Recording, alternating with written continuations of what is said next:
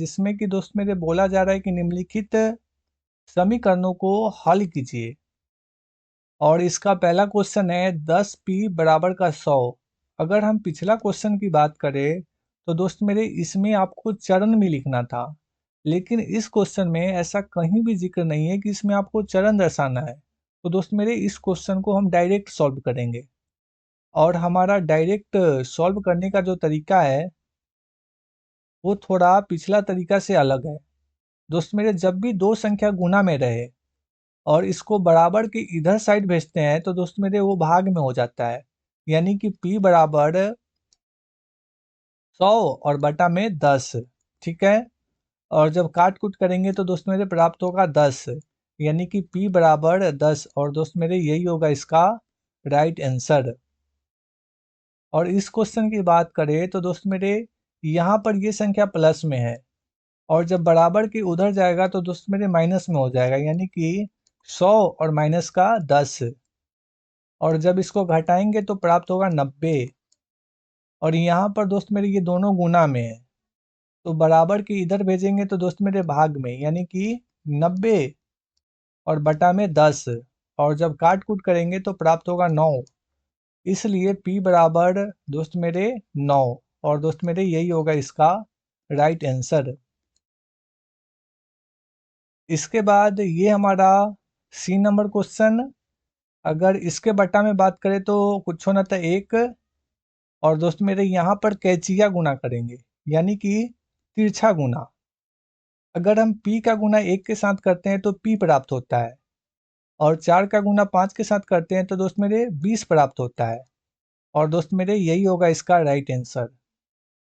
अगर इस क्वेश्चन की बात करें, इसके बटा में कुछ होना था 1, और इसका हम तिरछा गुना करते हैं तो प्राप्त होता है दोस्त मेरे माइनस p। माइनस p का गुना जब 1 के साथ करेंगे तो माइनस p, और 5 का गुना जब 3 के साथ करेंगे तो प्राप्त होगा 15। ठीक है। और यहाँ पर दोस्त मेरे माइनस है, तो हम चाहे तो इस माइनस को बराबर के उधर साइड भी भेज सकते हैं, यानी कि p बराबर -15। और दोस्त मेरे यही होगा इसका राइट आंसर। अगर हम इस क्वेश्चन की बात करें, इसके बटा में कुछ होना था 1, और जब तिरछा गुना करेंगे तो दोस्त मेरे प्राप्त होगा 3p और बराबर में 24। और p को इधर आने देंगे तो 24 और बटा में 3, यानी कि 3 अठे 24। और दोस्त मेरे p का जो आंसर आएगा, यानी p का वैल्यू 8, और यही होगा इसका राइट आंसर। अगर हम इस क्वेश्चन की बात करें दोस्त मेरे, तो अगर हम s को इधर आने दें तो ये 3 आपका बटा में, यानी कि -9 और बटा में 3। और जब काट कूट करेंगे तो प्राप्त होगा -3, यानी कि s बराबर -3, और यही होगा इसका राइट आंसर। अगर हम इस क्वेश्चन की बात करें तो दोस्त मेरे पहले इसको बराबर के उधर साइड, यानी कि माइनस में हो जाएगा 3s और बराबर का -12। ठीक है। और इसके बाद हम इस s को इधर रखेंगे, और इस 3 को बराबर के इधर, यानी कि बटा में। और जब काट कूट करेंगे तो आएगा दोस्त मेरे -4, यानी s बराबर -4। और यही होगा इसका राइट आंसर। अगर हम इस क्वेश्चन की दोस्त मेरे बात करें, अगर हम इस s को इधर आने दें तो ये आपका 3 उसके बटा में, यानी 0/3। और दोस्त मेरे कभी भी 0 अगर बटा के ऊपर रहे तो पूरा संख्या को 0 बना देता है, यानी कि s बराबर 0। और यही होगा इसका राइट आंसर।